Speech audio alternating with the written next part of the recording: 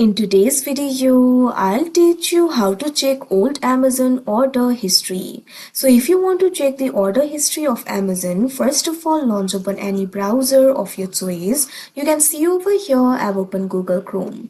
Now click on the search bar and type in amazon.com, press enter.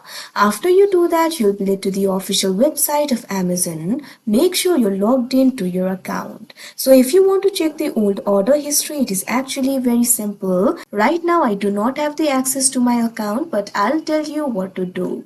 What you have to do is click on this option accounts and list that you can see on the screen. After you do that, you'll be able to find this option for orders. What you have to do is click on it, or instead of that you can also click on this option returns and orders that you can see on the screen.